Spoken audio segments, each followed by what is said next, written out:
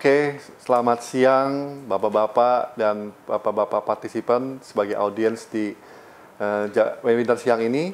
Selamat datang kembali di Jawabeka Industrial Talk Show, The Series. Siang ini kita kedatangan narasumber yang luar biasa. Jadi ada Pak Tony Sartono sebagai Komisaris PT Kawan Lama Sejahtera. Selamat siang Pak Tony, apa kabar Pak? Baik Pak, baik. Ya Pak, terima kasih. Ada juga Pak Jody Hasitanto sebagai Presiden Director of Ekaman Indonesia. Selamat siang Pak Jody. Selamat siang Pak Rudi, selamat siang Ya Pak. semua. Selamat siang juga ya Pak.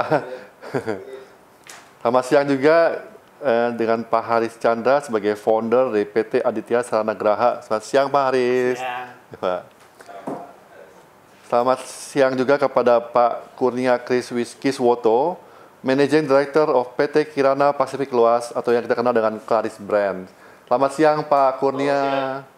Salam sehat, bahagia semua Pak. Oke, hari ini kita mempunyai webinar yang sangat spesial. Kita topik hari ini adalah Business Leaders Forum series pertama. Kita mungkin akan mendapatkan pencerahan nih Pak dari Bapak-Bapak semua mengenai pengalaman kita di tahun 2020 ini di masa pandemik. Mungkin kalau kita ingat pandemik ini dimulai sekitar awal Maret, tapi ternyata sudah bulan November Bapak-Bapak. Jadi kita sebenarnya sudah bisa melalui semua ini. Nah, ini yang kami semua mungkin mau dapat sedikit sharing dari Bapak-Bapak semua.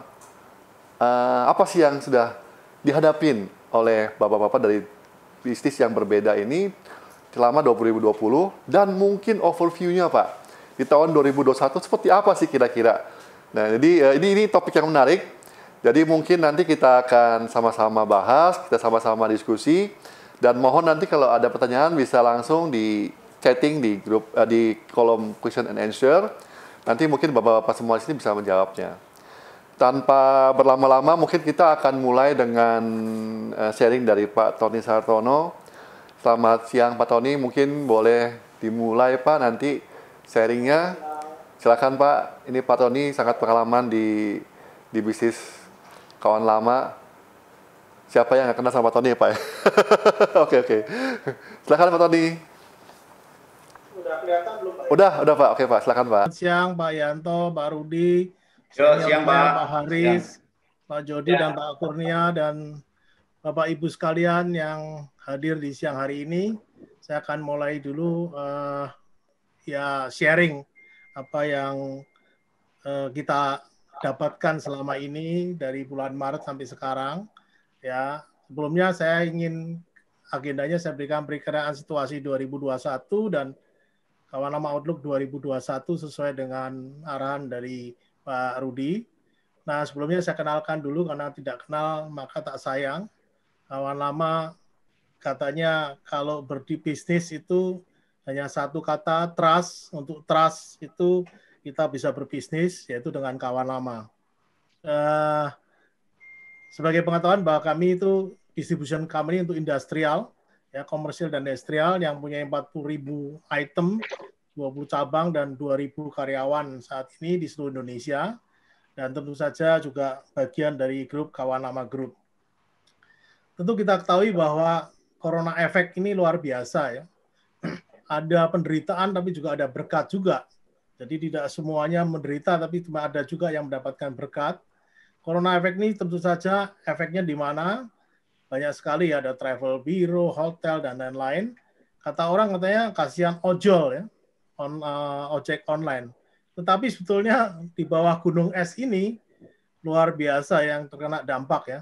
Banyak sekali yang kita tahu tour travel, karyawan hotel, toko dan mall baru saja PSBB dibuka udah ditutup di PSBB kan lagi. Bagaimana persiapan mereka sudah menyiapkan materialnya dan lain-lain. Wah, itu saya rasa cukup tough sekali ya, khususnya pedagang-pedagang di mall juga ya, dan pengusaha rumah makan yang biasanya mungkin hanya bisa terima 200, sekarang hanya terima 50 atau 60, bagaimana bisa survive di dalam bisnis ini. Nah, bagaimana nasib dunia usaha di tengah pandemi corona? Kalau kita lihat di sini ada yang tertekan, sulit bertahan, ada yang meningkat, ya, dan ada yang bertahan. Tentu saja kalau kita lihat tertekan, sulit bertahan, salah satunya ini perdagangan. Ya, seperti kita rasakan semua, saya rasa setuju ya, kita mengalami banyak kesulitan. Kemudian yang aneh meningkat adalah retail, sebagian retail meningkat. Kemudian kalau kita lihat yang meningkat semuanya adalah makanan, kesehatan, ya, teknologi, informasi, komunikasi luar biasa. Dulu-dulu nenek-nenek, kakek-kakek mbak kenal Zoom, sekarang kenal Zoom karena ingin menemui cucunya. Ya, teknologi ini begitu pesat yang mungkin 5 tahun ke depan baru akan semua mengenal, tapi sekarang dipaksa kita mengenal untuk teknologi informasi. Demikian juga produk kesehatan, ya, kemudian farmasi dan lain-lain. Sedangkan yang bertahan untuk ada perikanan, listrik, gas, air bersih dan lain-lain. Itulah nasib dunia usaha di tengah pandemi corona yang kita alami sampai sekarang.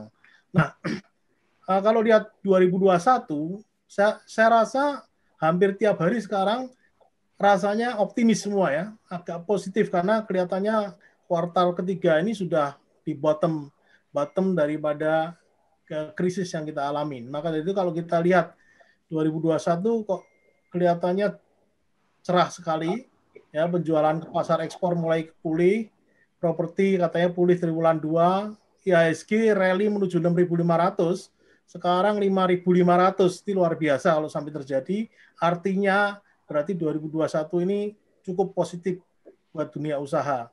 Kemudian ada peluang dalam kesulitan, tentu selalu ya, di mana ada kesulitan pasti ada opportunity. Bagaimana kita mensikapi opportunity yang harus kita dapatkan ya di dalam kesulitan tentunya. Otomotif butuh insentif lagi, belakangan saya dengar juga mulai meningkat, mungkin ekspornya meningkat ya untuk mobil dan motor, kemudian minyak bergolak, prospek menanjak, dan resesi pembalikan ekonomi kelihatannya menurut pengamat ekonomi ini Pak Khatib Basri itu akan pulih mulai triwulan pertama 2021. Baik, semua itu adalah yang kita harapkan ya. Arti kata kita berharap semua bahwa akan lebih baik dan lebih baik. Harapannya tentu saja yang terakhir adalah perkembangan dan pengembangan vaksin COVID-19.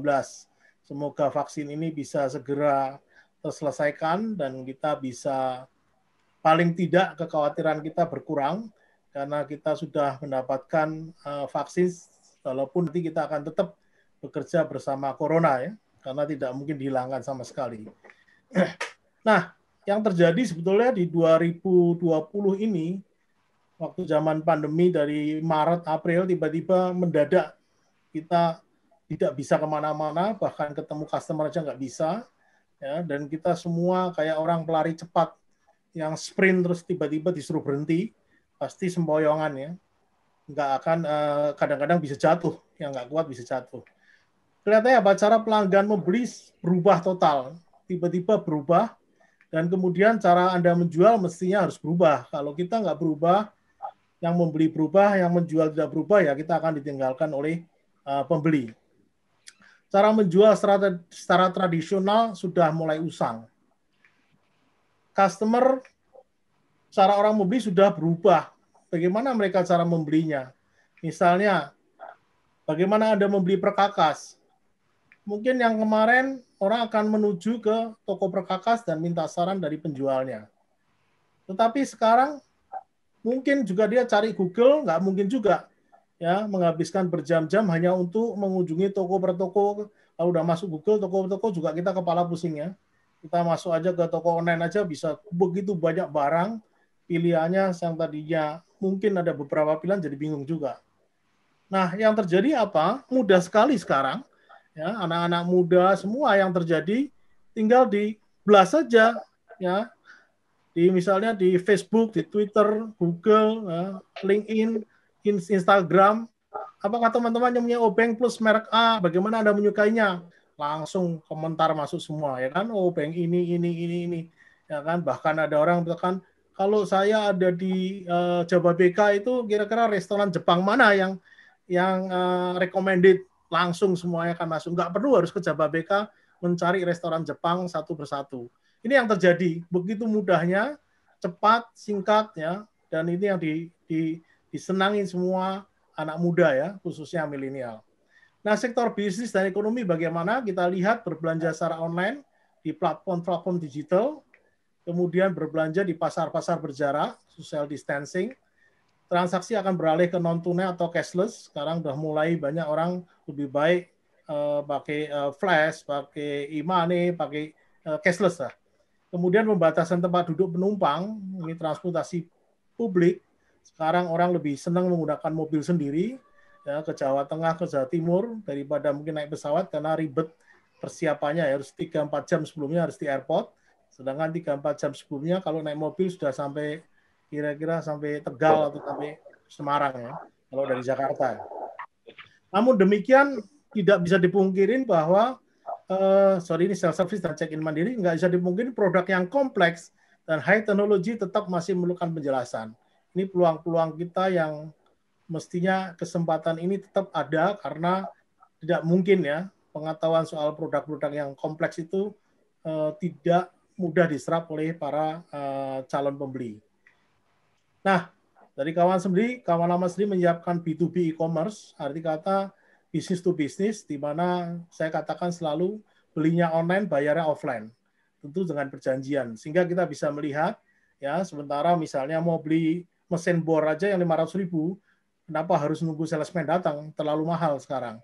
Tapi kalau kita klik langsung, bisa lihat pilihannya beberapa, banyak pilihan, harganya berapa, dan semuanya sudah dikomunikasikan di depan, sehingga bisa diklik, kemudian baru disiapkan PO-nya, kita kirim dan membayarnya sesuai dengan agreement. Itulah B2B e-commerce yang kita punya, www.kawanlama.com.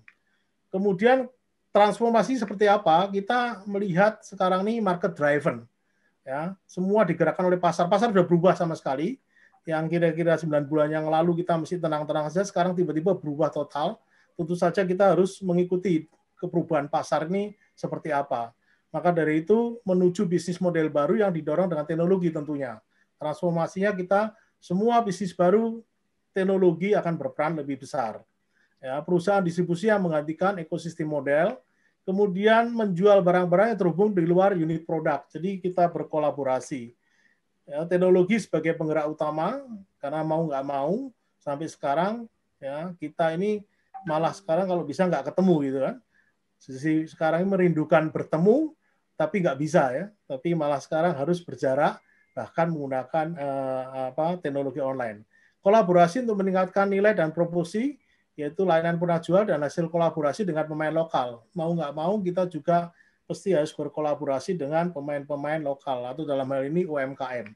Dan kemudian skema kolaborasi dalam organisasi, serta di luar organisasi dengan digitalisasi proses. Itu yang kami akan lakukan, mentransformasi sesuai dengan kondisi pasar, maka pada dasarnya adalah teknologi sebagai penggerak utama.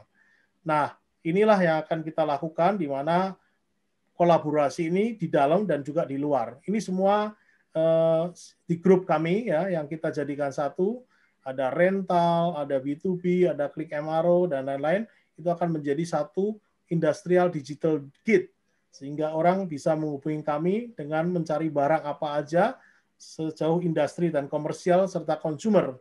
Karena ini ada beberapa juga yang nanti dari grup kami, yaitu ACE dan Informa. Nah, kendaraannya apa? Kendaraannya adalah seperti tadi, ya, digitalisasi rupa-rupa.com, kemudian kami ada Klik MRO, ini yang industri, kawanlama.com, krisbo.com, dan extra stock, yang baru ini extrastock.com. Ini sebenarnya barang-barang yang ekstra, dan ini nanti akan juga dibuka untuk umum. Semua yang punya barang ekstra bisa dimasuk di sini, dan kita bisa berjualan kepada masyarakat umum. Ini yang baru kita jalankan. Ya, ini adalah kendaraan yang kita lakukan di Tool Sales Digital. Ini kurang lebih yang bisa kita tunjukkan bagaimana barang-barang seperti apa sebetulnya yang dilakukan.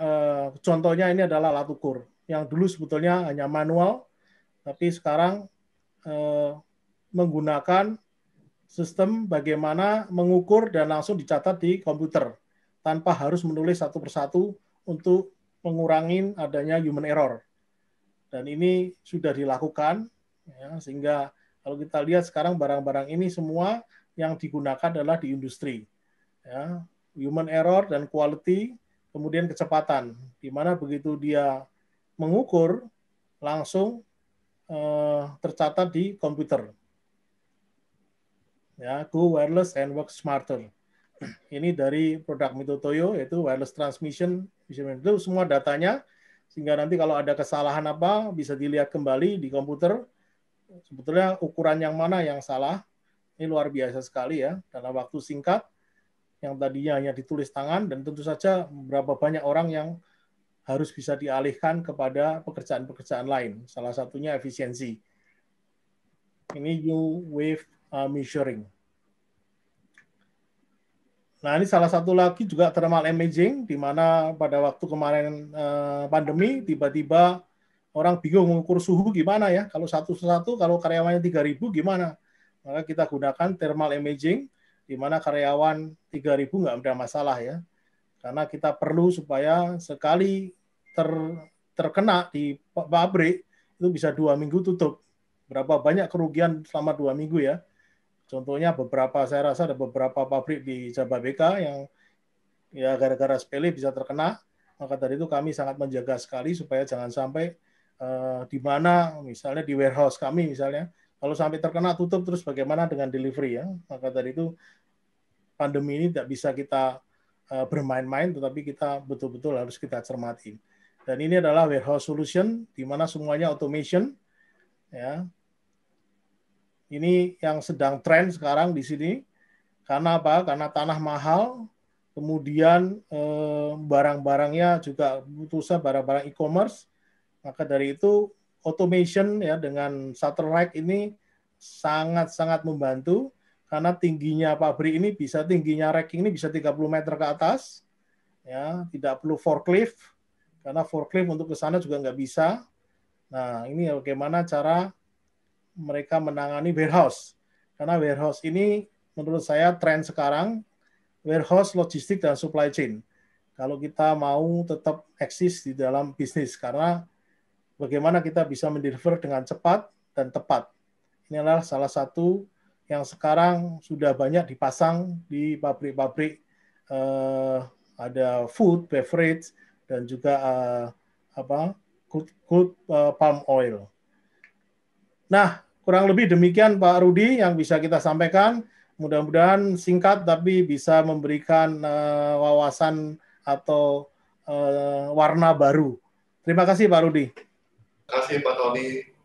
Bisa memberikan wawasan atau warna baru.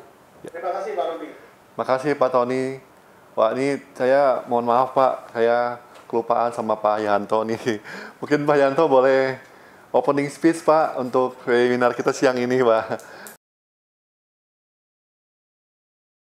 Ya, terima kasih Pak Rudi. Tidak apa-apa Pak. Jadi selamat siang Bapak-Bapak panelis dan Bapak Ibu peserta webinar pada siang hari ini. Kami dari Jababeka sangat berbangga karena hadir tokoh-tokoh dari industri-industri yang luar biasa. Pak Tony Sartono dengan bukunya yang sangat luar biasa, Sell Without Selling, Pak. Ini selamat, katanya sudah cetakan kedua atau ketiga. Ya. Kemudian juga ada hadir Pak Haris Sandra, senior saya, yang menjarah industri manufacturing, kemudian juga pemilik beberapa hotel, Hariston, ya, dan juga Pak Kurnia dan Pak Jody, ya.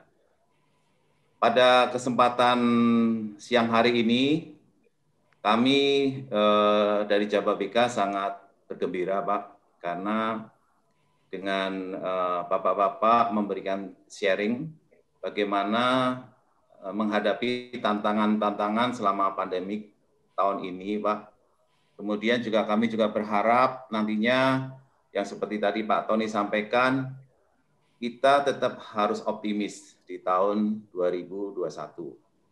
Karena kami juga berharap yang tadi Pak Tony sampaikan, krisis itu sudah ada di bottom-nya dan sekarang saatnya kita mulai menanjak menaik ya.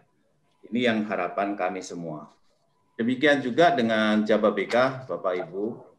Pada kesempatan siang hari ini juga kami sampaikan, saat ini juga Jababeka ini selain ada di Cikarang, kami juga sudah berkembang ke beberapa tempat di kawasan industri Kendal. Kami bersyukur kita kerjasama dengan Sembawang Corporation Singapura sudah dijadikan Special Economic Zone dan proyek strategik nasional. Ya. Pada kondisi pandemik tahun ini dari Kendal kami juga sudah bisa menerima Pak investor-investor asing berinvestasi di Kendal. Ada sekitar sampai saat ini sudah hampir 70 investor yang sudah membangun pabriknya di Kendal. Ya. Demikian juga kami dari Jababeka juga mendapatkan 2 Special Economic Zone yang lain, Pak, di Tanjung Lesung dan Morotai. Special Economic Zone ini merupakan industri pariwisata di Tanjung Lesung dan Morotai. Ya. Kami juga nantinya berharap tahun depan akan ada beberapa proyek baru yang akan kita sama-sama buka. Mudah-mudahan tahun depan bisa mulai beroperasi. Termasuk juga di Cikarang. Di Cikarang ini meskipun sekarang sudah ada 2.000 pabrik lebih, ini tahun depan kami akan buka lahan baru Pak untuk ekspansi hampir 600 hektar. Mudah-mudahan nanti Bapak Ibu semua dapat menghubungi Pak Rudi dan timnya untuk bagaimana memilih lokasi yang terbaik yang sesuai dengan kebutuhan Bapak Ibu semua. Nah, kami juga mengucapkan terima kasih kepada peserta dari webinar sore hari ini. Mudah-mudahan webinar sore hari ini dapat bermanfaat bagi kita semua, ya, dan juga bisa memberikan semangat bagaimana kita bisa belajar dengan tokoh-tokoh yang ada di sore hari ini. Demikian Pak Rudi, dari sambutan dari kami, mudah-mudahan semuanya bisa bermanfaat bagi kita semua. Terima kasih. Terima kasih Pak Yanto atas opening speech-nya. Memang kita dari tim Jababeka sangat optimis juga seperti arahan dari Pak Yanto, Pak Haris, Pak Jody, Pak Kurnia, Pak Tony. Mudah-mudahan kita tetap bisa berkolaborasi dan bisa terus optimis di tahun-tahun yang akan datang. Karena kami percaya ini seperti judul lagu Pak, badai pasti berlalu Pak. Terima kasih. Terima kasih Pak Yanto. Mungkin selanjutnya kita akan mendengarkan sharing dari Pak Jody. Pak Jody ini sebagai President Director of Ekaman Indonesia. Ini juga yang kedua kali saya undang Pak Jody, Pak Yanto, Pak Tony semua. Mudah-mudahan sharing Pak Jody ini yang juga luar biasa lah Pak di bidangnya bisa menjadi inspire buat kita Pak untuk tahun 2021. Silakan Pak Jody untuk sharingnya Pak. Terima kasih banyak atas waktunya dan terima kasih banyak kepada kesempatan yang diberikan kepada kami dari PT Jababeka. Terima kasih Pak Yanto. Izin saya ingin sedikit sharing tentang pengamatan kami. Kebetulan yang hadir hari ini adalah senior-senior saya, ada Pak Haris, Pak Tony, Pak Kurnia ya. Jadi sebenarnya kita jadi malu juga Pak nih sharing di depan perusahaan-perusahaan raksasa nih Pak.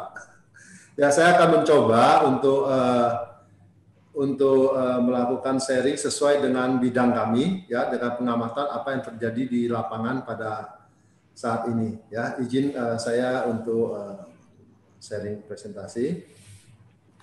Jadi sekarang kita semua sudah expert Pak sharing presentasi di Zoom. Dulu kita nggak tahu Pak, sekarang sudah expert. Silakan Pak Jody. Ya, terima kasih. Jelas ya Pak Rudi? Terima kasih Pak. Ekaman ini berdiri sejak 98, jadi sudah 22 tahun juga.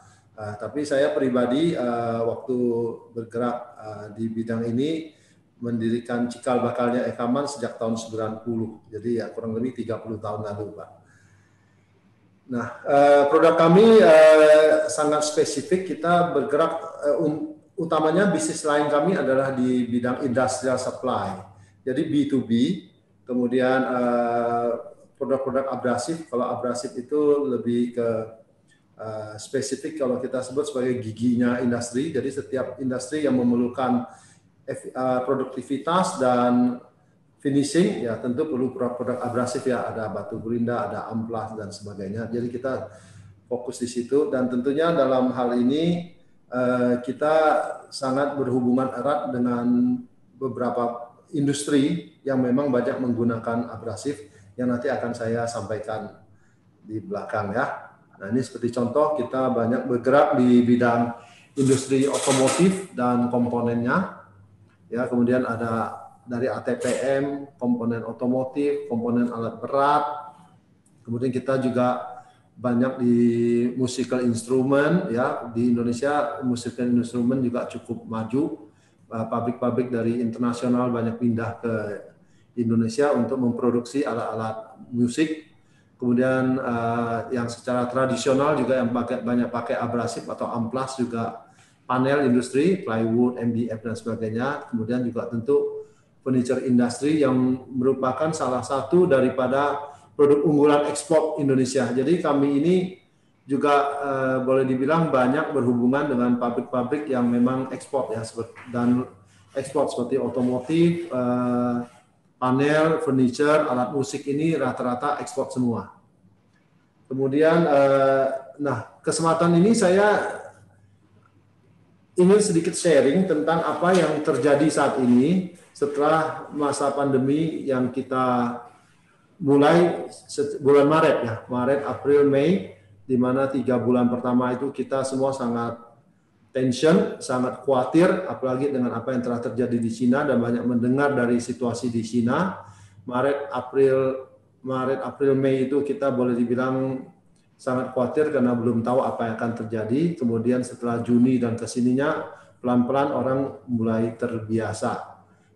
Seperti tadi yang di-sharing oleh Pak Tony juga ya, sebenarnya arahnya itu kurang lebih sama, satu jalan dengan apa yang dirasakan oleh kawan lama yang tentunya juga adalah perusahaan yang sangat berpengalaman di bidang industrial supply B2B.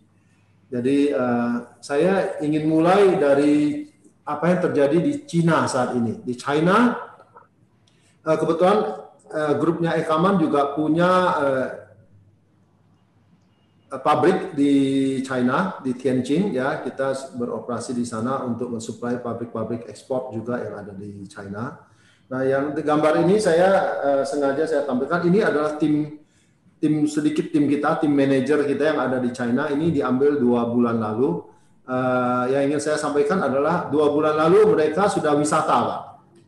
Jadi mereka sudah berwisata ke Yunnan ini dari beberapa daerah. Ini ada tim yang dari Shenzhen, Shanghai, Tianjin, mereka semua sudah berwisata ke Yunnan. Yunnan itu perlu penerbangan 2 jam. Jadi hidup di China saat 2 bulan, 3 bulan lalu pun sudah normal.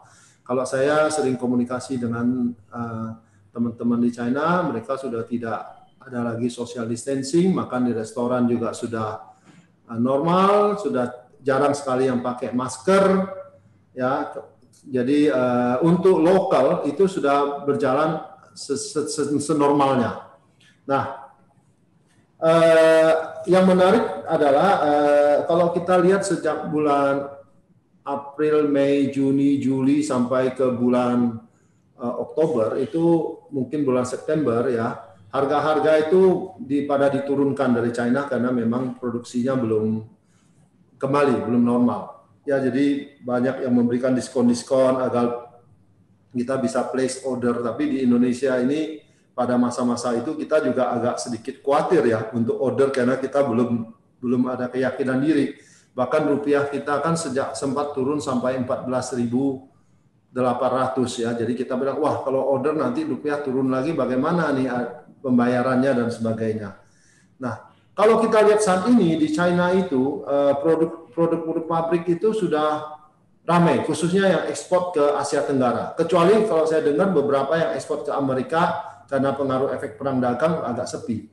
Tapi kalau yang ke Asia Tenggara itu sibuk sekali. Terakhir saya cek juga bahwa mereka di sana sangat sibuk untuk ekspor ke Asia Tenggara. Ya, mungkin tidak semua produk, tapi sebagian besar saya lihat sibuk, dan sebagian juga mengatakan kepada saya bahwa kelangkaan bahan baku atau karena sekarang mendadak order masuk semua dari Indonesia juga order udah masuk, khususnya di bulan Oktober November ini. Jadi ada rencana juga harga juga udah mulai bergerak naik ya, bahan baku juga udah bergerak naik. Ya kurang lebih ini informasi dari China saat ini yang terjadi di bulan November ini. Jadi ini adalah menurut saya satu hal yang baik bagi kita semua, itu memberikan rasa optimisme sejalan dengan apa yang tadi Pak Tony sampaikan juga, bahwa ini di lapangan sedang terjadi kondisinya saat ini. Kemudian dapat informasi juga Pak, dan memang ini terjadi, bahwa shipment sekarang ini, kontainer ini ada susah, banyak delay. Ya, jadi ada teman yang sharing juga bahwa port di Singapura, di Shanghai itu sibuk sekali, tidak pernah sesibuk ini saat ini. Kemudian harga kontainernya juga sudah naik, ada dari $500 sampai $1.000 kenaikannya, dan setiap hari makin ini. Jadi siap-siap teman-teman, kalau sekarang mungkin import itu akan ada sedikit delay karena memang pengaruh dari kontainer yang semakin susah ya. Kemudian kembali kita ke Indonesia, apa yang terjadi saat ini adalah recovery industri untuk Indonesia bisa saya gambarkan. Tentu tidak bisa menggambarkan keseluruhan, tapi dari beberapa industri yang kami sering berhubungan sehari-hari, kami bisa menyimpulkan atau memberikan sharing informasi. Seperti contoh furniture. Kalau tadi di China itu furniture yang ekspor ke China itu masih kurang bagus karena ekspor ke Amerika, maksud saya masih kurang baik karena mungkin ada pengaruh perang dagang. Tapi kalau furniture yang dari Indonesia ekspor ke Amerika, saya dengar beberapa pabrik itu ramai sekali. Jadi mungkin mudah-mudahan ini ada efek juga. Jadi pembayar itu dari Amerika itu banyak pindah ke Indonesia ya. Jadi furniture itu sudah berjalan, sudah cukup baik ya, mulai naik. Memang kalau seperti di Jawa Tengah ini tahun 2019 bagus, 2020 penurunannya cukup tajam sampai 30%, tapi sekarang merangkak pelan-pelan sudah kembali. Untuk industri plywood yang khususnya berkualitas baik ya, seperti yang terjadi di Kalimantan, yang ekspor ke Jepang itu ramai sekali, harga kayu mulai naik. Amerika juga ramai sekali katanya, sudah kondisinya sudah sangat bagus dan harga-harga kayu juga sudah mulai berangkat naik. Alat musik juga yang ini yang luar biasa, ini alat musik ya, barang begitu mahal ya, seperti piano dan sebagainya, tapi juga produksinya juga sudah ramai. Tapi memang efisiensi produktivitasnya belum maksimal karena masih ada PSBB, jadi dari produksinya sekitar 85%-an. Otomotif kita yang sangat terpukul karena faktor daya beli, tapi saya dengar di bulan November ini juga sudah mulai membaik ya, dan kita harapkan pada Q1, Q2 untuk tahun depan itu akan kembali normal karena mereka bahkan sudah planning untuk launching varian-varian baru. Nah, yang menarik ini juga Pak, alat berat. Saya dengar juga alat berat juga bagus. Ya, jadi ini beberapa faktor sentimen positif yang kita dapat pada tahun ini, walaupun secara umum mungkin dari awal tahun sampai akhir tahun 2020 ini tidak bisa kembali ke level yang seperti tahun 2019, apalagi mau growth, tapi saya kira rata-rata penurunannya itu kita bisa minimalisasi ya, penurunan bisa diminimalisasi, dan ini tentu sangat berterima kasih kepada memang arahan pemerintah kita, Pak Presiden dan Pak Menteri Perindustrian, memang dari awal dengan adanya policy yang tidak mengharuskan atau masih tetap memberikan kesempatan kepada industri-industri untuk beroperasi pada saat pandemi, tentunya dengan protokol yang ketat, dan ini sekarang ada hasilnya, bisa kita lihat bahwa keputusan yang diambil itu tidak tergesa-gesa dan industri tetap bisa berjalan ya. Tentu ini sangat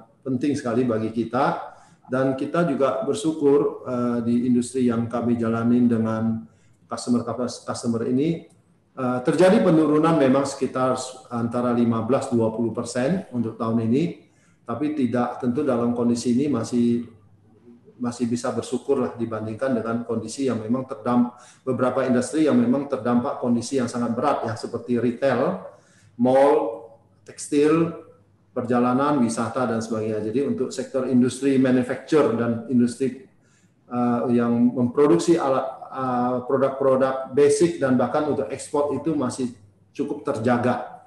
Nah, yang menarik ini toko bangunan. Toko bangunan kebetulan kami juga ada banyak supply produk kita ke distributor toko bangunan, jadi kita tahu juga masukan dari mereka.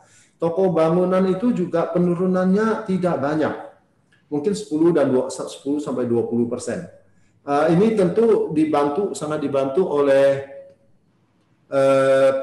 pembeli-pembeli yang langsung end user, ya, yang dipakai sendiri. Jadi pemilik rumah.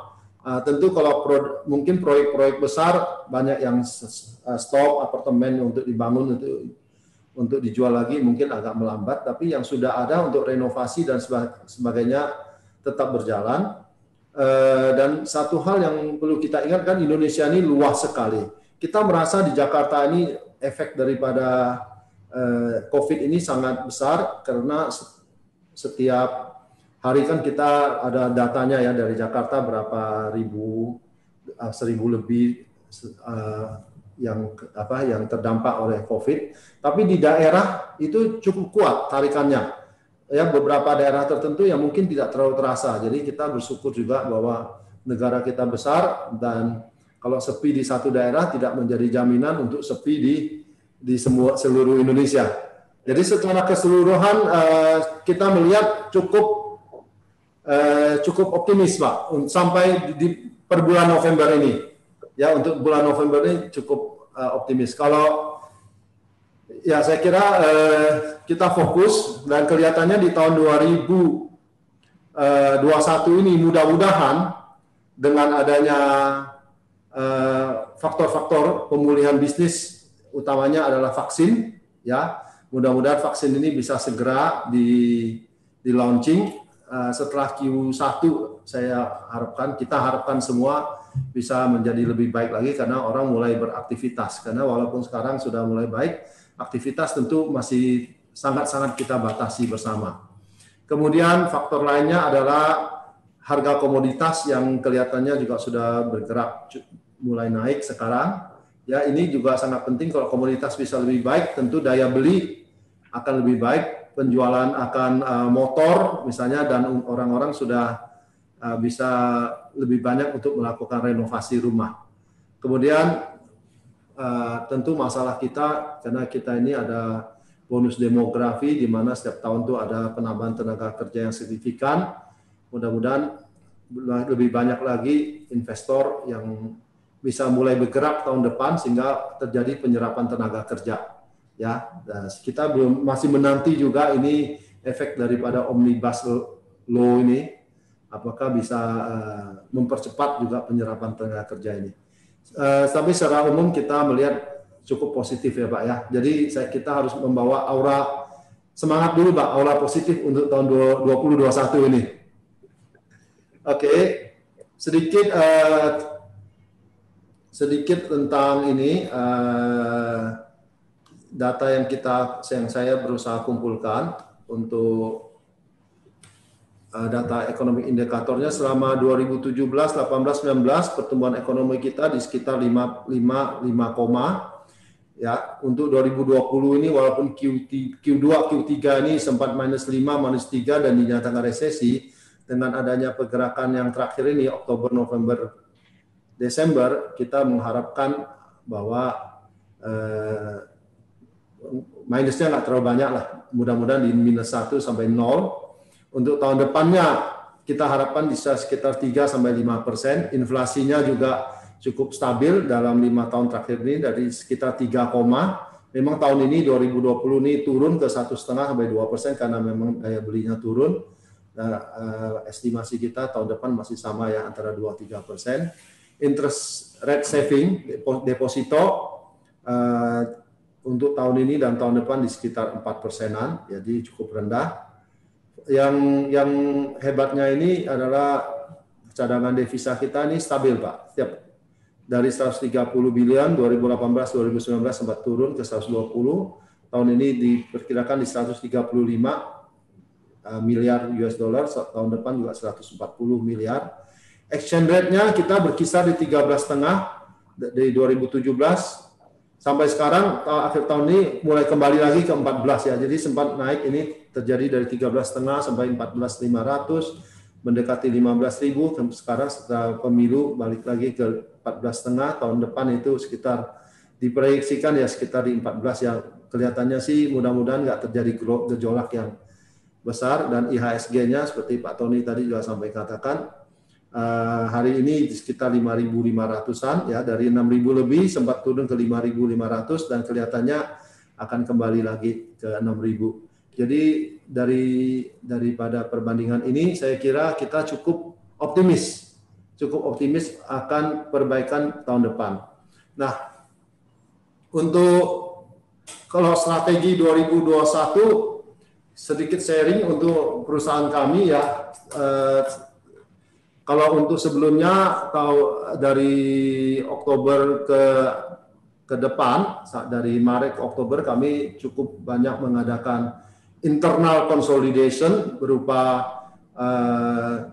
kita juga punya waktu karena bisnis juga agak turun, jadi kita banyak melakukan kegiatan-kegiatan yang khususnya berpusat pada lean management ya, yang selama ini tidak sempat kita lakukan, tapi setelah dalam 6 bulan ini kita banyak melakukan lean management dan hasilnya sangat terasa. Kita bersyukur bahwa sampai sekian lama ini kita tidak sampai perlu melakukan perampingan secara drastis, tapi banyak proses-proses yang kita bisa rampingkan, pabrik bisa lebih ramping, lebih ringkas ya. Kemudian juga kita banyak melakukan menggunakan Zoom, ya nanti saya akan cerita sedikit lebih banyak di situ. Tapi strategi 2021 kalau untuk masing-masing perusahaan tentu sangat tergantung pada kondisi. Kalau saya untuk perusahaan yang menengah seperti kami, tentu nomor satu adalah kita harus menjaga cash flow dulu. Kalau tentu strategi dengan perusahaan yang punya cash flow yang cukup dengan yang cash flow-nya ada masalah, tentu adalah dua hal yang sangat besar pengaruhnya. Nah, untuk kita the cash flow kalau sudah kita terjaga, kita tentu kuncinya adalah di adaptasi, karena sangat penting kita bisa beradaptasi terhadap apa yang terjadi saat ini. Banyak sekali cara-cara yang berubah. Ya, seperti contoh dulu salah satu menggunakan digitalisasi untuk CRM. Ya, dulu kita banyak memakai POS material, kita juga mencetak majalah, brosur dan sebagainya, dan itu tentu biayanya tinggi. Bahkan kita untuk internal kita meeting tahunan dengan cabang-cabang yang datang kan sering ketemu. Sekarang boleh dibilang kita bisa meningkatkan meeting kita setiap bulan. Kalau dulu mungkin setahun 2 kali, 3 kali, sekarang itu setiap bulan kita juga bisa meeting dengan divisi yang berbeda dengan teknologi informasi ya. Kemudian yang simple adalah kita bisa berkomunikasi lebih intens sebenarnya dengan customer kita.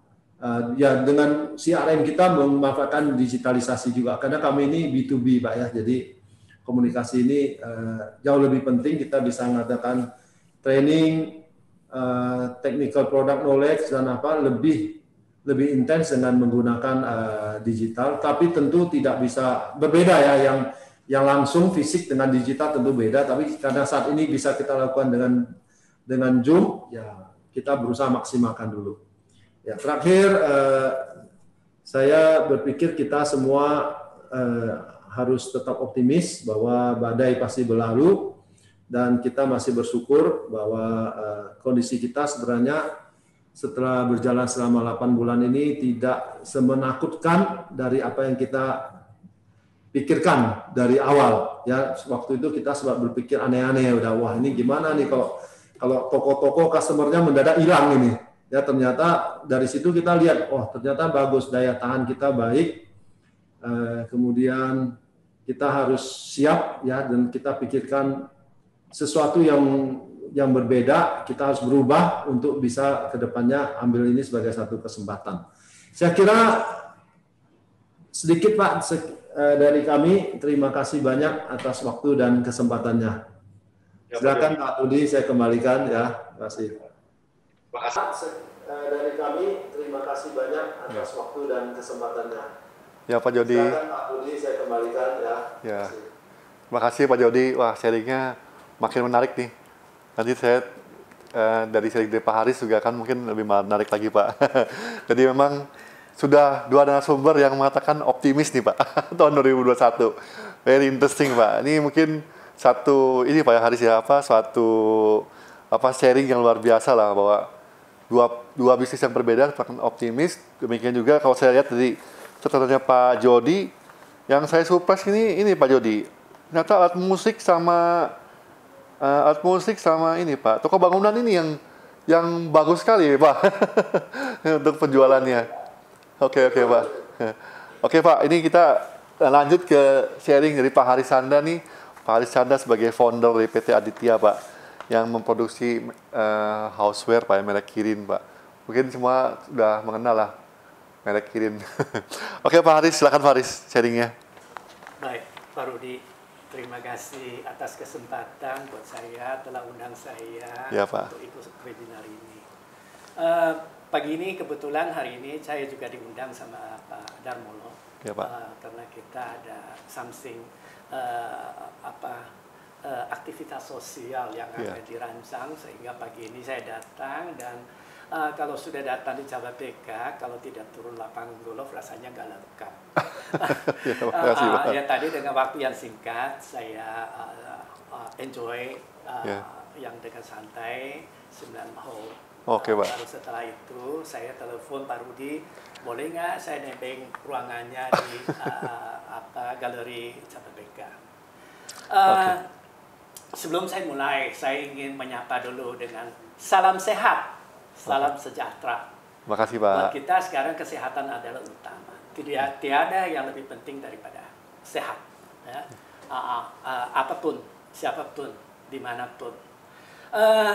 Senang saya berinteraktif dengan Jawa BK karena saya kebetulan juga punya posisi di Kadin, yaitu Kadin Indonesia Komite Tiongkok, di mana Tiongkok sekarang kita kenal bahwa merupakan satu ekonomi power nomor 2 di dunia. Dan mereka itu karena dengan perkembangan ekonomi mereka di dalam sudah sudah tidak bisa tampung kalau tidak keluar. Oke, Pak. Nah, sekarang mereka keluar, terutama mereka tuh suka shopping around di ASEAN. Oke. Saya sering kedatangan tamu dari China ingin mengetahui lebih banyak tentang Indonesia. Dan kebanyakan mereka adalah bergerak di bidang manufacturing, sehingga saya beberapa kali saya undang mereka ke Jawa BK. Kesan mereka bahwa Jawa BK adalah satu industrial park yang salah satu yang terbaik menurut mereka, terbaik di Asia Tenggara. Terima kasih loh Pak. Bahkan ada yang mengatakan lebih baik daripada industri park di China. Ini kenyataan, bukan ngomongan dari saya, ngomongan dari mereka. Makasih Pak. Tapi kalau nanti mau kasih bonus boleh. Siap Pak, siap. Nah, sebetulnya saya bicara setelah Pak Tony, Pak Jody, saya merasa berat ya buat saya apa yang saya akan angkat bicara, karena pendahulu pembicara dua itu komprehensif, dilengkapi dengan presentation yang ilmiah. Saya tadi enjoy banget dengarnya, seperti saya dengar seorang pakar ekonomi yang sedang memaparkan ekonomi outlook untuk 2021. Dan lebih hebat daripada itu, karena baik Pak Tony maupun Pak Jody itu bukan sekedar yang mengangkat angka-angka atau secara teoritis, tapi mereka juga mengambil contoh-contoh konkret apa yang dilakukan di perusahaan masing-masing. Saya sendiri tadi dikenalkan oleh Pak Rudi bahwa PT Aditya ini saya bergerak di bidang alat rumah tangga pakai merek sendiri, yaitu merek Kirin, yang dimana dengan bangga dan saya juga senang bahwa sangat dikenal sama ibu rumah tangga di Indonesia. Kebanyakan mereka sudah tahu merek-merek kita dan mereka senang sekali memakai produk-produk Kirin. Selain itu kita juga mungkin timingnya ya kurang bersahabat sama saya, sama kita. 5 tahun yang lalu kita invest sejumlah yang tidak kecil memproduksi sanitary ware, yaitu alat-alat kamar mandi. Nah, sebetulnya tapi walaupun sekarang keadaannya sedikit memang mengalami hambatan, kesulitan, tapi saya yakin karena produk saya itu adalah produk untuk kamar mandi. Anda di sini sekalian semuanya, kalau satu hari tidak ke kamar mandi, tidak masuk kamar mandi, mungkin masih bisa tahan deh. 2 hari, 3 hari, kalau masih bisa tidak membersihkan dan perutnya, lah Anda sudah perlu dokter. Yeah. Artinya apa? Produk saya tidak ada orang yang tidak perlu, semuanya. Yeah. Nah, ini yang bikin saya optimis bahwa pilihan bidang usaha saya adalah benar karena semua perlu. Dan kita juga pakai merek kita sendiri, yaitu merek Waster, yang dimana kita bangga bahwa merek-merek kita Waster sudah dikenal sama masyarakat umum. Tadi Pak Tony sama Pak Jody itu hebat banget, masih relatif saya lihat dari layar masih muda sekali, sedangkan Pak Jody sudah bukan pemain lokal. Tadi mengatakan di Tianjin ada pabrik. Sebelumnya banyak orang mengatakan pedagang Indonesia kebanyakan jago kandang. Ternyata bukan. Pak Tony boleh katakan kawan lama siapa nggak kenal. Kalau kita kemana-mana nggak lihat kawan lama, berarti kemungkinan mata kita ditutup. Dimanapun kalau kita bisa melihat ada Informa, ada S-Hardware, ada di mana-mana. Hari ini kita bicara adalah Business Leader Forum. Artinya apa? Bagaimana kita sebagai pelaku bisnis dan kita sebagai leader, bagaimana kita antisipasi langkah-langkah apa yang kita harus ambil. Saya melihat, saya bisnis hampir 50 tahun, setengah abad. Mungkin Pak Jody belum lahir kali, saya nggak tahu. Sudah setengah abad. Tidak pernah bahwa satu gambaran ekonomi yang lebih jelas kita bisa membaca seperti hari ini. Yaitu apa? Yaitu pasti bahwa ekonomi growth Indonesia selama ini, selain pada krisis tahun 98, dan ini masuk pasti terjadi kontraksi. Itu pasti. Dunia juga pasti terjadi kontraksi antara 3%, itu pasti. Tapi kalau terjadi kontraksi atau ekonomi growth rate-nya turun atau minus, apakah itu sesuatu ancaman yang membahayakan? Saya pikir tidak. Tidak. Ekonomi turun itu bukan bahaya. Ekonomi slow down itu bukan bahaya. Yang bahaya itu adalah terjadi ekonomi krisis. Kalau krisis itu bahaya. Turun nggak bahaya. Coba kita bayangkan dengan datangnya pandemi, terjadinya pandemi tadi sudah diungkapkan oleh Pak Tony bahwa begitu dahsyat pandemi ini, datang bulan 3 kita semua kalang kabut, kita tidak tahu apa yang kita harus lakukan. Karena sebelumnya kita tidak tahu, tidak pernah ada pengalaman seperti ini. Yang terjadi adalah 100 tahun yang lalu waktu flu Spanyol. Saya yakin pada terjadi flu Spanyol 100 tahun punya orang, tidak ada satu pun yang masih hidup pada saat ini. Sehingga nggak ada yang bisa punya self experience atau pengalaman diri sendiri tentang pandemi ini. Nah, pandemi ini yang kita masuk bahwa kita sebagai seorang business leader yang kita harus terapkan itu adalah satu, kita harus tidak ada pilihan, yaitu manajemen adaptif.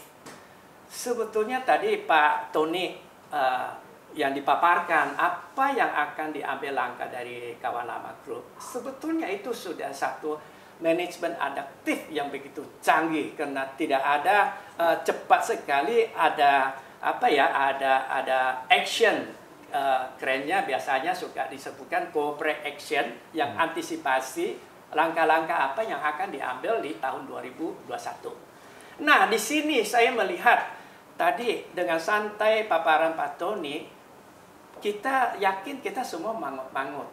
Sebetulnya apakah semudah begitu? No, menurut saya no. Itu karena Pak Tony adalah, kalau dulu saya mulai bisnis, kita sangat kenal, orang suka ngomong, nggak apa-apa, dari kecil-kecil aja, small but beautiful. Today, no. Today is big is beautiful. Semakin you besar, semakin you bisa langka. Yeah. Apapun Pak Tony ada, ini konsepnya jalan dan jalan, benar ya? saya bacanya begitu. Nah sekarang, tentu hal-hal begitu. Yang kita yang small bagaimana? Apa small kita tunggu the end of the world atau akhir zaman buat kita? No. Sebetulnya zaman sekarang adalah zaman juga terbuka untuk ekonomi yang paling bawah, yaitu sekarang kita ramai bicara Industrial 4.0. Ya, Pak. Saya sampai di sini dengan Industrial 4.0. Yang sebetulnya yang sekarang yang kita harus terapkan adalah Society 5.0. Apa itu Society 5.0? Yaitu bagaimana kita menggerakkan ekonomi yang paling dasar atau akar rumput, yang tadi saya begitu enjoy bahas sama Pak Darmono. Bagaimana Pak Darmono punya keinginan, bagaimana ya kita menggali ekonomi yang paling bawah, bagaimana kita kasih ekonomi yang paling bawah supaya mereka hidup lebih baik. Mereka hidup lebih baik, akan mereka lebih punya kemampuan untuk belanja sesuatu, akhirnya mereka masuk ke hardware, masuk ke Informa, atau beli alat musik yang seperti tadi produknya Pak Jody dan sebagainya. Ini menurut saya sangat penting bahwa kita semua mengharapkan negara kita Indonesia yang kita melengkapi segala-galanya. Saya bahkan kadang-kadang di forum, termasuk di departemen-departemen ada dari pejabat-pejabat, saya suka ngomong begitu. Indonesia lagi dibentuk oleh Tuhan. Saat itu saya yakin Tuhan lagi jatuh cinta. Sehingga Indonesia diberikan segala yang terbaik, yang terindah. Kita semua ada loh. Kita semua ada, dari kekayaan alam dan sebagainya. Bahkan saya suka keliling dunia, suka kemana-mana. Bahkan saya merasakan bangsa Indonesia is the best nation. Oke, Pak. Kita rasa enjoy banget kita tinggal di sini. Ini kenyataannya. Coba kalau kita ke daerah-daerah tertinggal, mereka begitu ramah dan terima kita dan sebagainya. Dan Indonesia kita memiliki satu pasar yang begitu luas. Maaf Pak, mungkin kalau saya kebablasan, potong waktu saya ya.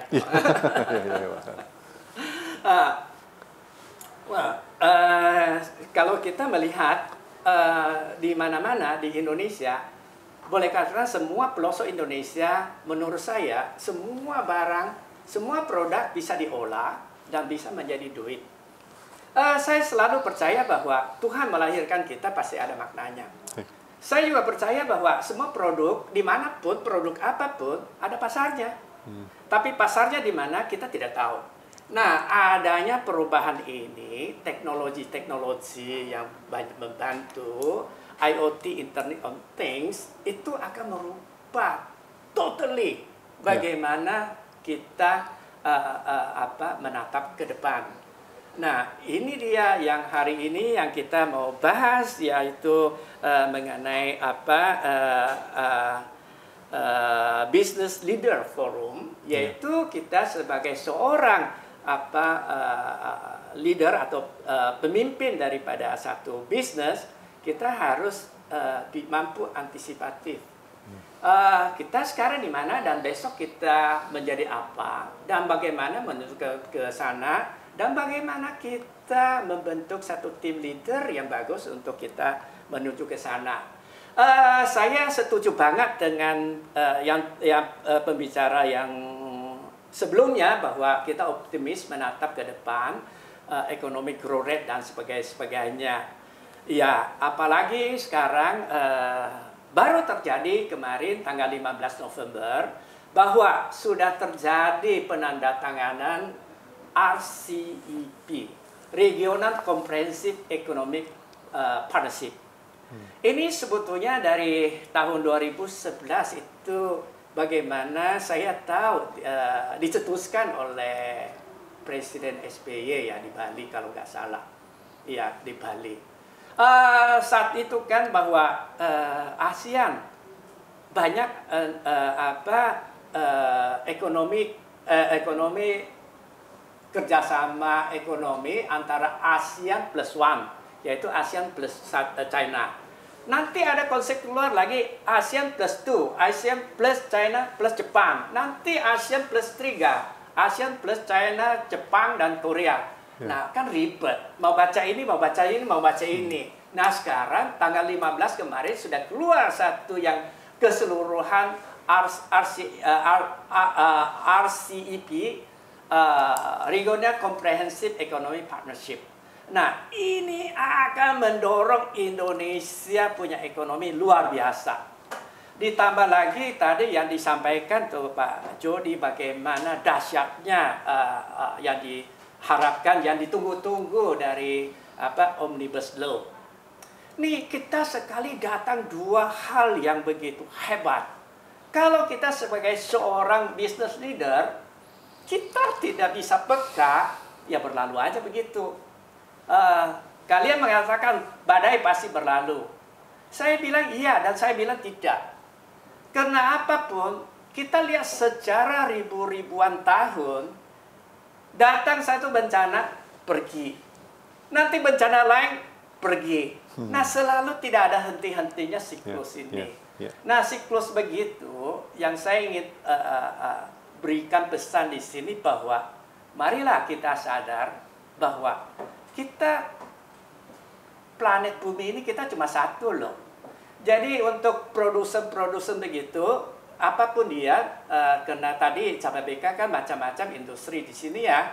Saya mengharapkan bahwa pelaku industri dan semuanya, siapapun, pikir bagaimana kita sama-sama menjaga lingkungan. Saya ini tinggal di Ancol. Jadi setiap hari saya jalan olahraga pagi sama istri saya jalan begitu. Kita selalu menelusuri pantai. Saya melihat setelah pandemi, kok pantainya jadi lebih bersih. Iya. Jadi apakah kita harus dihajar sama alam begitu baru sadar? Tapi saya juga melihat bahwa sayang ya, kadang-kadang saya ngoceh sama istri saya. Ini sampahnya sudah nggak banyak. Kalau dulu banyak, nyerahlah kita mau bersih bagaimana. Kenapa ya tidak dibersihin? Saya tidak tahu. Tapi itu kan bukan urusan saya hanya bisa teriak. Mudah-mudahan pengelola dengar, besok dia bersihin. Yang saya ingin di sini bahwa apa sih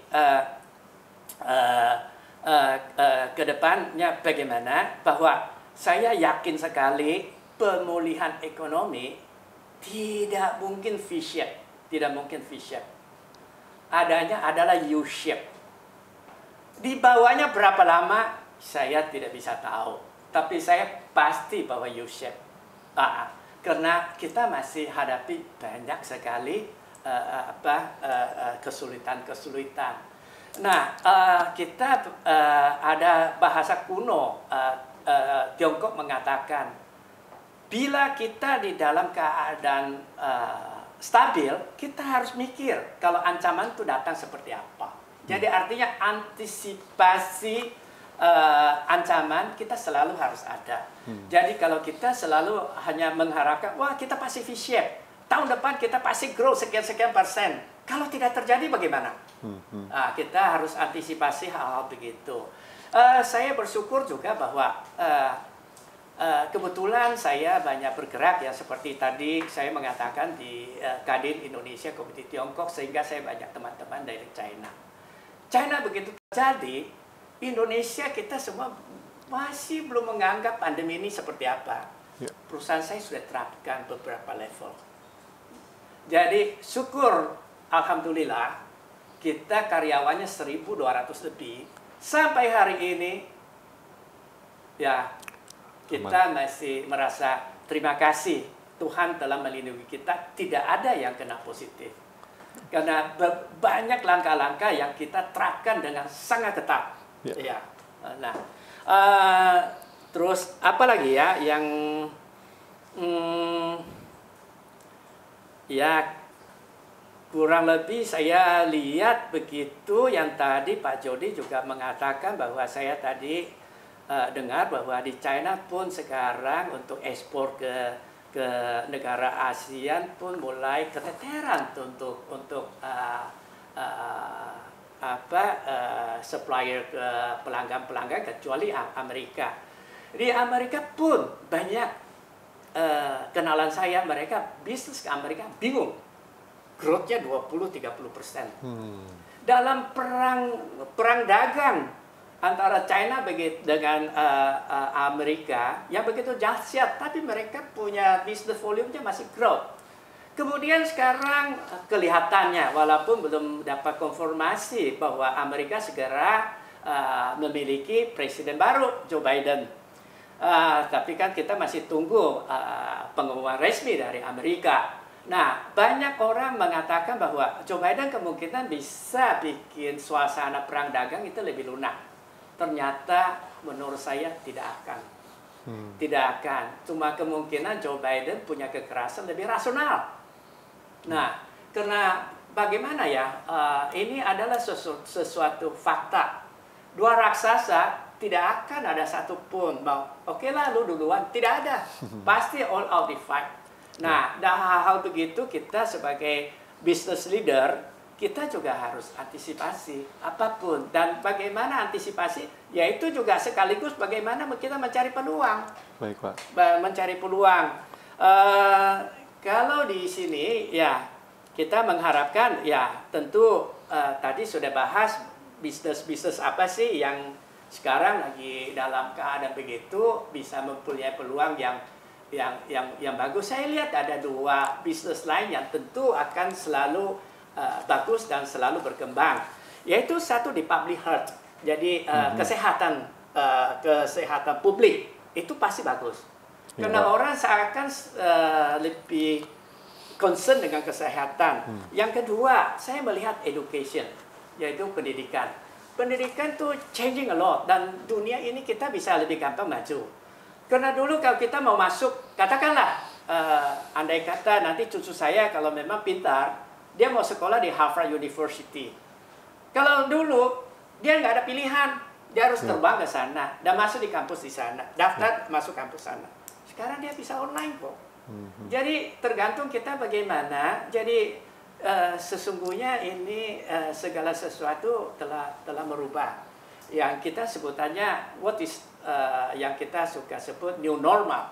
New normal, apakah kita yang kebiasaan kita bisa balik sebagian bisa balik seperti dahulu kala?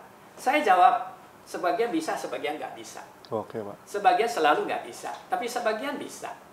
Nah, kalau kita harus tunggu, kita kumpul bersama, nanti kan ya namanya manusia kan hidup bermasyarakat. Jadi tentu kita pengen sering-sering ngumpul dan sebagainya. Tapi sekarang apa bisa? Tidak bisa. Tapi nanti akan bisa. Ada kemungkinan bisa. Jadi ada hal-hal yang kita bisa kembali seperti dulu, ada hal yang tidak bisa. Dan saya mengharapkan bahwa dengan adanya begitu, ya tentu yang seperti tadi Pak Tony, Pak Jody, bahwa kita optimis. Ke depan kita pasti melangkah lebih bagus. Ya. Ini yang saya sampaikan Ya, bahwa bahwa ya sesungguhnya kalau saya lihat peta dunia, ASEAN itu adalah satu ekonomi zone atau kawasan ekonomi yang tumbuhnya bisa luar biasa. Kita beda dengan Uni Eropa. Uni Eropa mereka bisa menjadi satu dikarenakan mereka punya visi yang sama. Kita ASEAN beda. Kita ASEAN bersatu saat itu tahun 68 kalau saya agak salah ingat. Ya, Pak. 5 negara waktu dibentuk, mereka bukan punya visi yang sama. Kita bukan punya tradisi yang sama. Kita berbeda-beda kok. Thailand mayoritas agamanya Buddha, Indonesia Islam dan sebagainya. Filipina Katolik dan sebagainya. Tapi waktu saat itu ASEAN kita bisa menyatu. Kenapa kita bisa kokoh? Karena kita punya satu kebutuhan yang bersama, yaitu bagaimana kita bersatu sehingga kita kuat negosiasi sama negara-negara adidaya. Dan itu terjadi. Nah, sampai sekarang ASEAN 10 ini organisasi antar bangsa ini adalah yang paling unik. Karena ASEAN tidak pernah pakai voting. Mereka segala sesuatu adalah konsensus.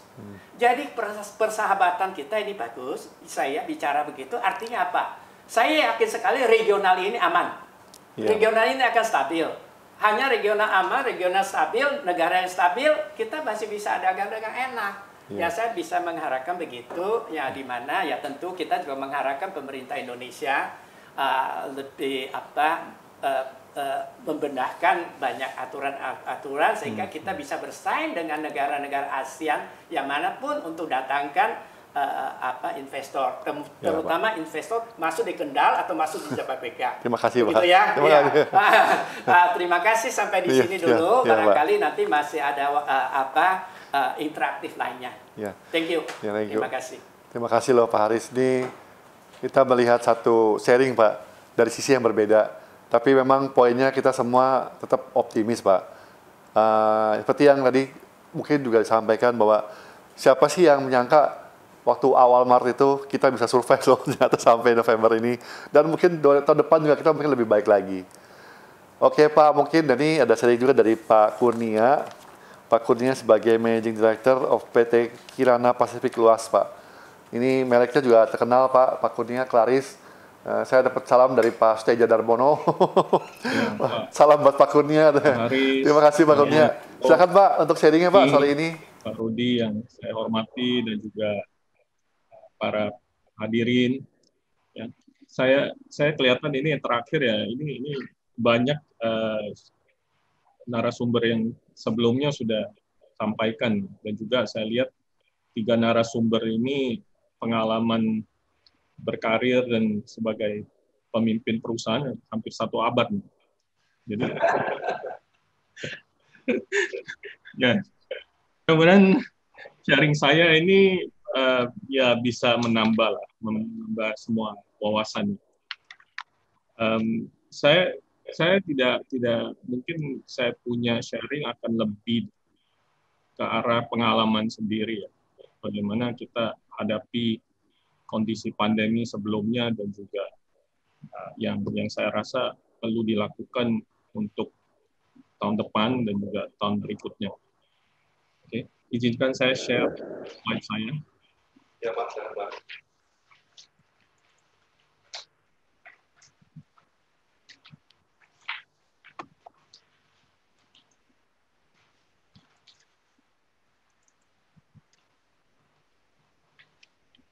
Oke. Nama saya Kurnia Kuswoto, ya, dan perusahaan kita namanya PT Kirana Pasifik dan didirikan tahun 1996 dan ini adalah perusahaan kita dan seperti Pak Tony tadi ceritakan tidak kenal tidak sayang dan mungkin di market atau kalangan bisnis itu kebanyakan cuma tahu Claris. Nah, sebenarnya kita ini produsen produk-produk plastik, salah satu software, dan kita juga ada yang lain industri dan baby product juga. Nah, kalau Clarisnya adalah premium lifestyle houseware, dan kebanyakan ini kita bisa ketemu di modern market dan juga GT, traditional market. Dan selainnya Clarisnya ini, kita juga ada second brand yang kita namakan Kiramas, yaitu budget lifestyle. Terus juga selainnya produk kategori houseware, kita juga ada produk kategori yang industri sama commercial. Biasanya produk-produk kita ini kita supply ke pabrik-pabrik dan juga kebutuhan komersial. Nah, belakang ini juga karena di mulainya pandemi banyak yang cari sprayer. Sebenarnya sprayer ini tadinya untuk kebutuhan agriculture, perkebunan. Jadi pas karena banyak yang cari alat semprot ya, disinfektan. Jadi ya awal-awal pandemi itu banyak yang cari. Nah, kita juga ada pabrik di Medan, dan pabrik ini, selainnya di Medan, yang pabrik utamanya itu di Jakarta. Yang pabrik di Medan ini, kita produksi produk-produk yang agak besar. Jadi kayak box ikan, dan ini semua keperluan untuk industri sama komersial.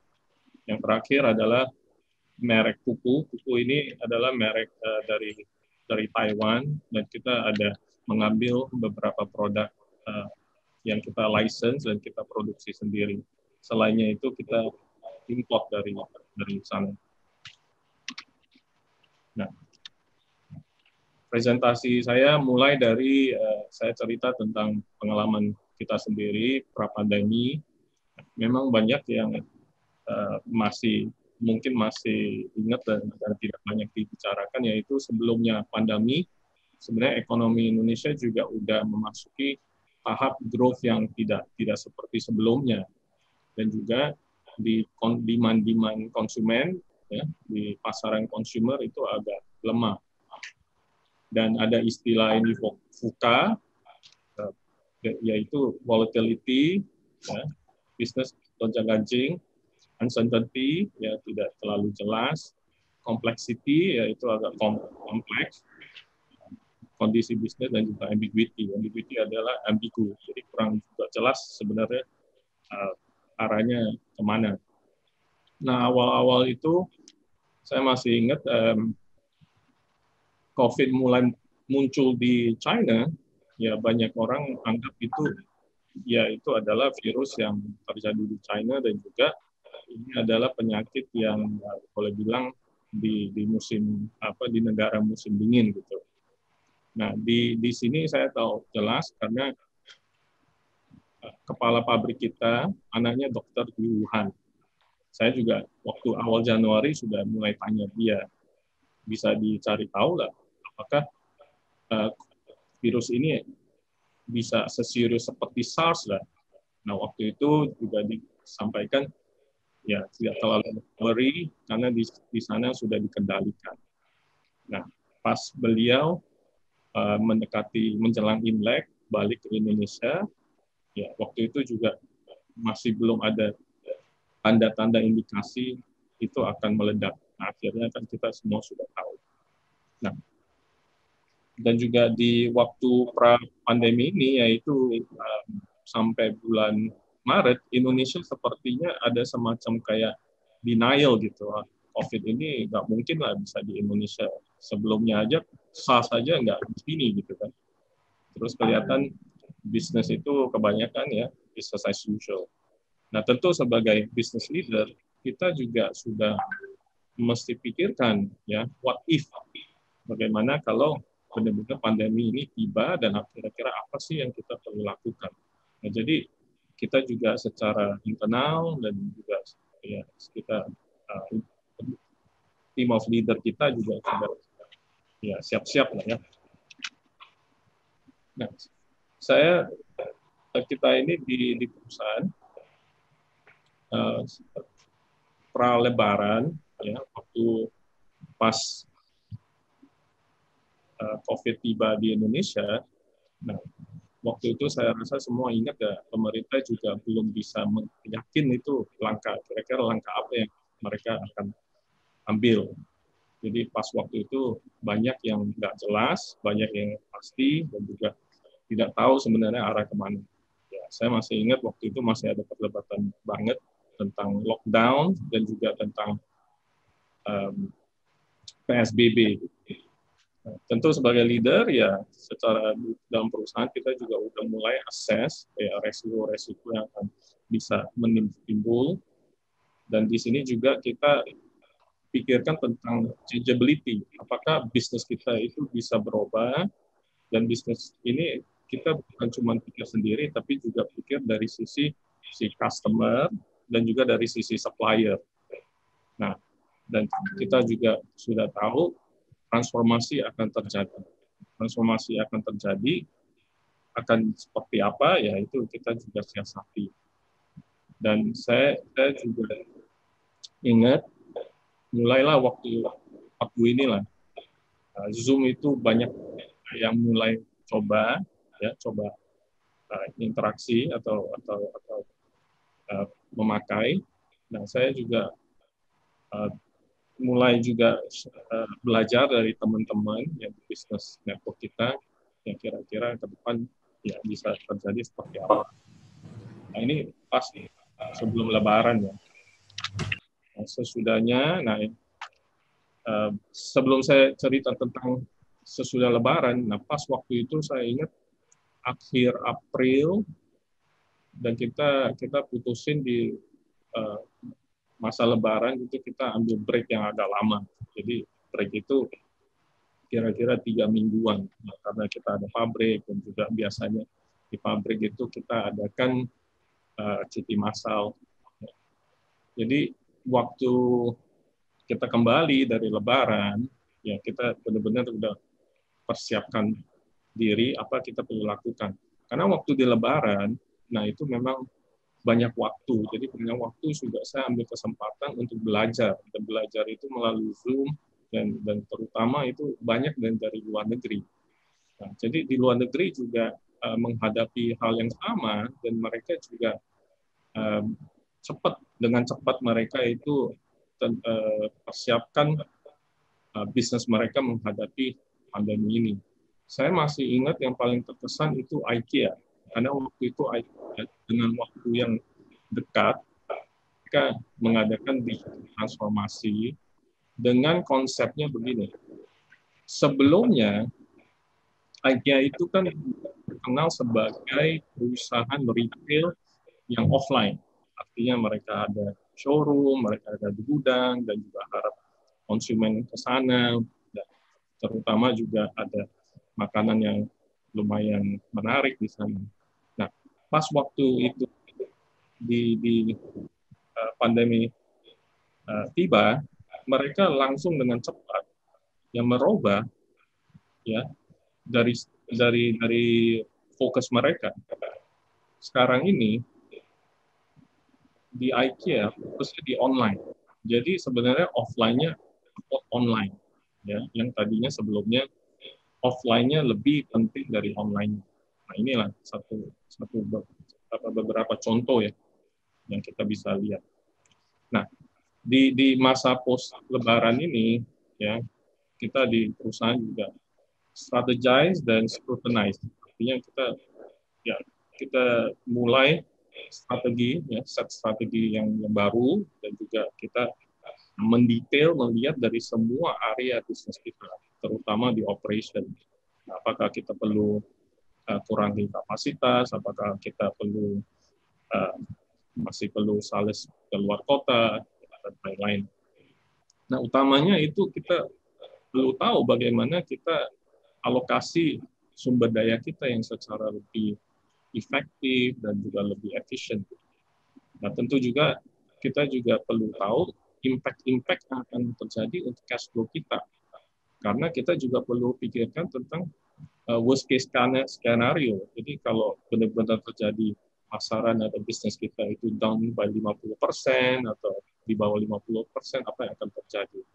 Nah, syukur di bulan Juni itu memang market ada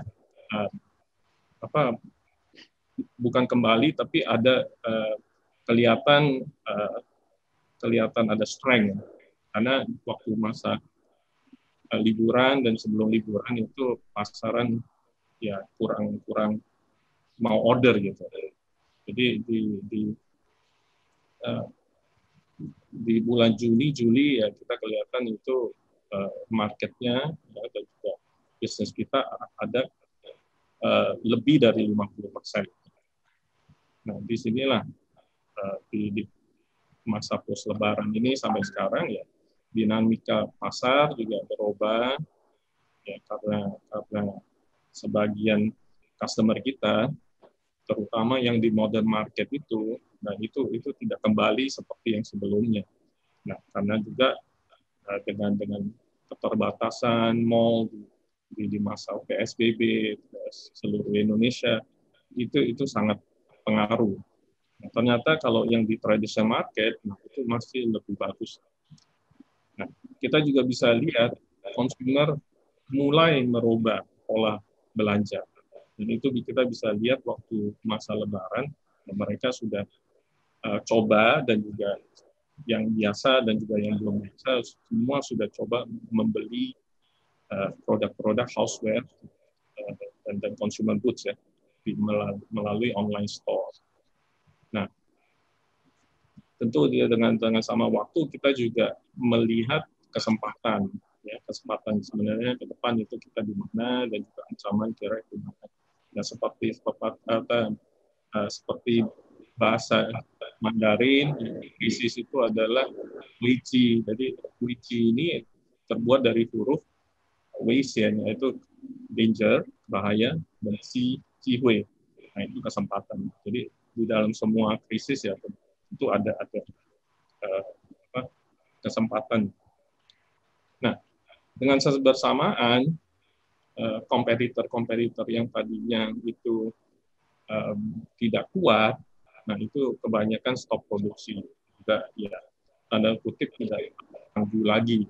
Jadi sebenarnya dengan kondisi ini kompetitor yang eksis dan juga sudah lama di pasaran itu akan kelihatan terjadi level playing field. Jadi kompetisi punya situasinya agak merata. Next saya akan bicara tentang apa yang kita lakukan untuk post pandemi ini dan apalagi berhubungan sama 2021. Nah, seperti tadi Pak Haris, Pak Tony, Pak Jody, semua optimis. Saya rasa saya juga perlu ikut optimis ya. Ya saya sendiri sebagai leader ya kita ini perlu optimis. Biarpun itu apa yang bisa terjadi, yang penting kita lakukan secara terbaik. Nah, saya juga sering kasih tahu teman-teman juga leader kita sendiri, ya kita sebenarnya ada waktu ya, ada window of opportunity untuk melihat bisnis kita secara keseluruhan. Jadi menurut saya ini kita juga mesti reassess lagi sebenarnya bisnis kita apa sih. Nah, ini kenapa saya cerita demikian.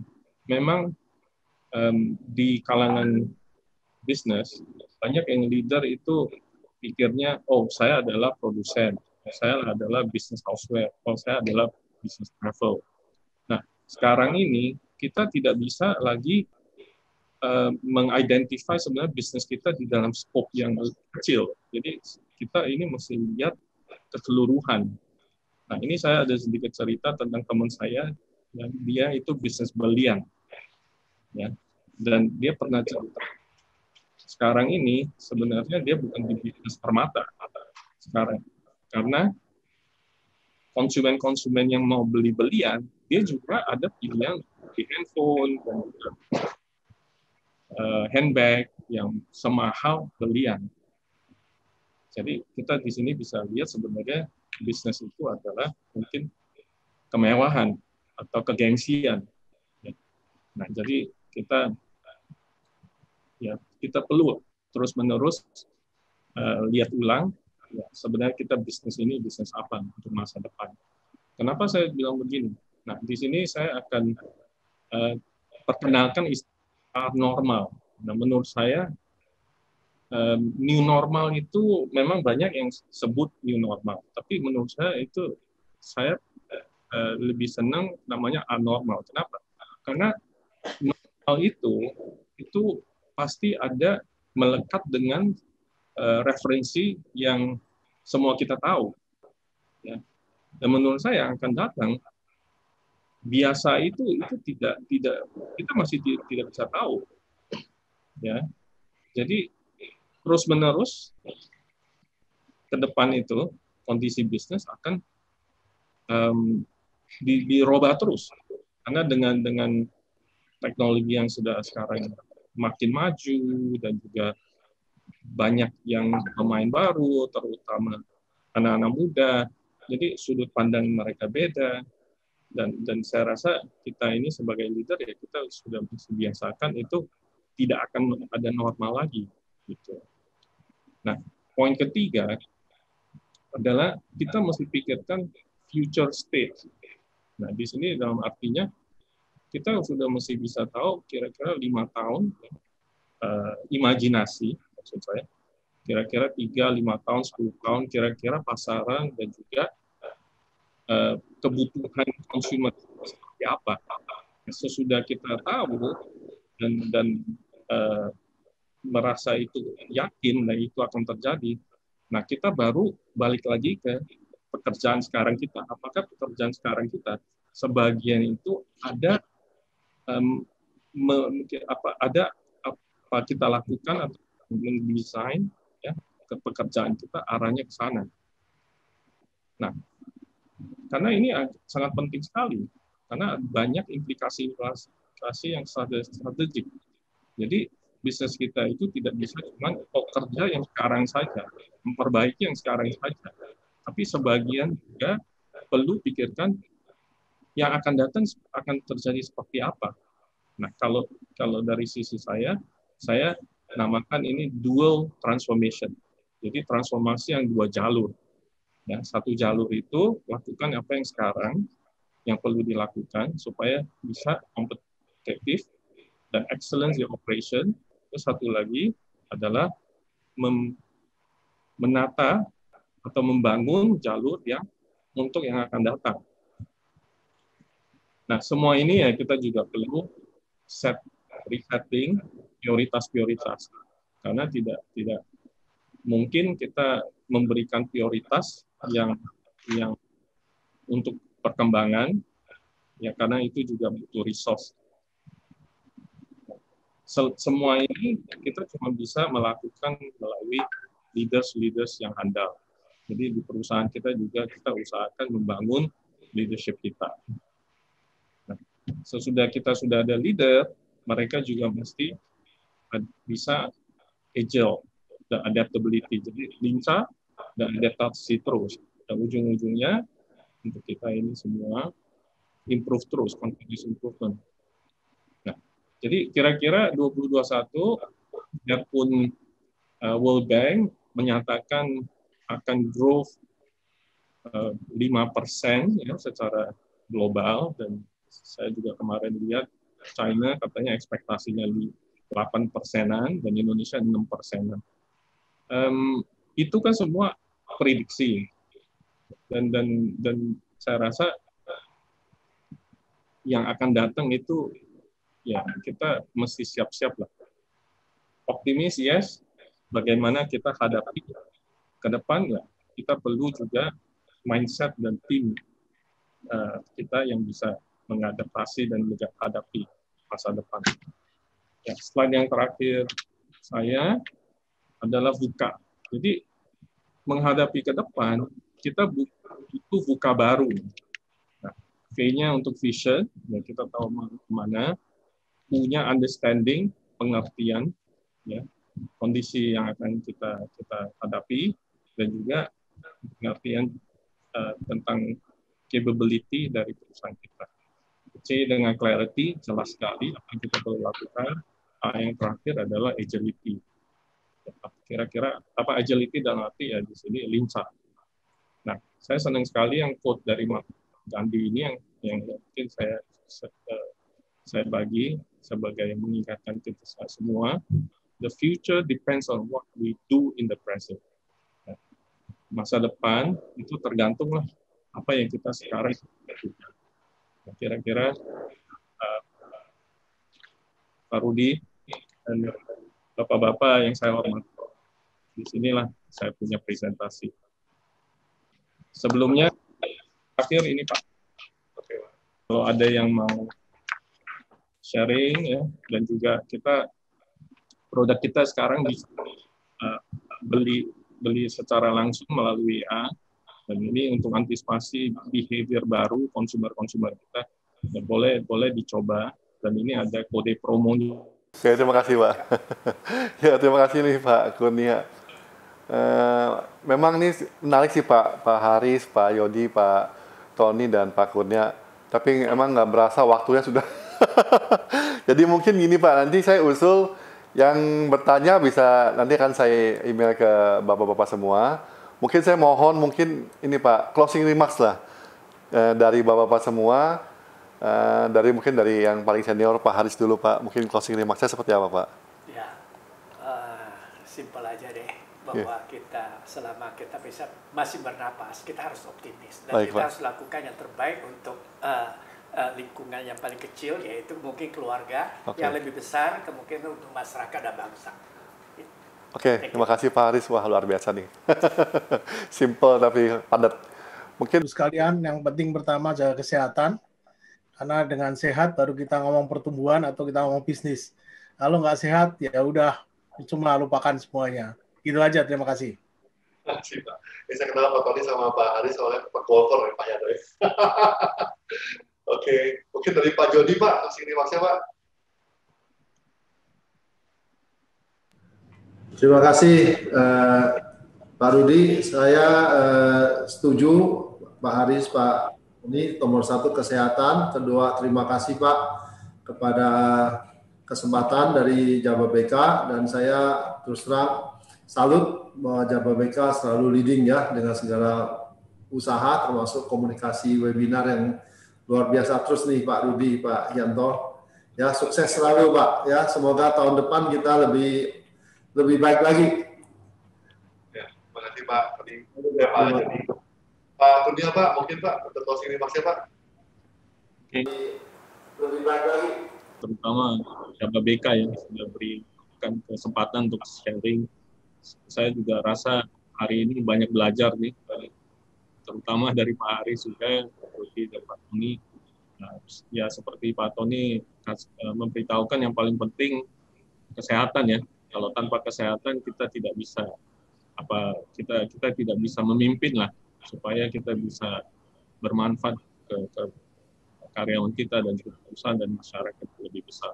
Ya, itu dari saya dan terus dan positif. Mungkin quicken hal-hal Mandarin.